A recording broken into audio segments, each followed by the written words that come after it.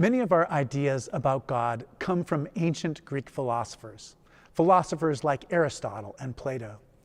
They used rationality and logic to determine what philosophical qualities God must have. So they describe God as omnipotent, all-powerful, or omniscient, as all-knowing. God is described by them as eternal and changeless. God is described as having the principle, the characteristic of aseity, which means that God doesn't depend on God's existence on any other being.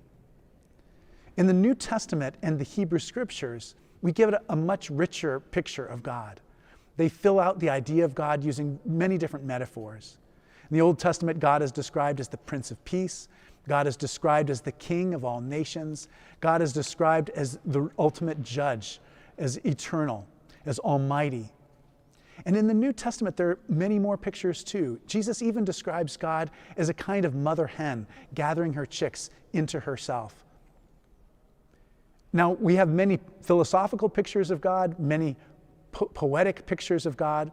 And during Holy Week, we begin to see that there are ways in which we act which can bring those to mind, bring those to life. And so Holy Week is a way of ritually observing the last week of Jesus' life.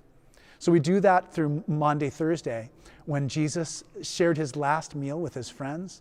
And after the meal was done, Jesus took off his clothes and wrapped himself in a towel and then washed his disciples' feet as a symbol of humility. And the word mandatum means commandment or rule. And it comes from what Jesus says. He says, I give you a new commandment, that you love one another.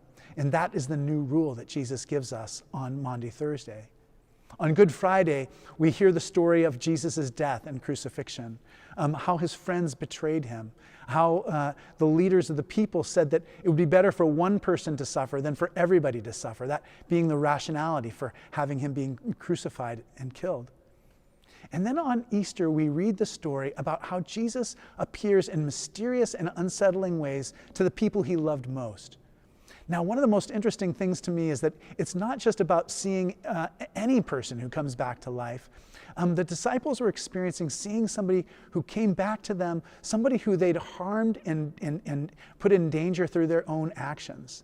And so Jesus' acts when he returns to his disciples of forgiveness and reconciliation are a central part of that Easter story.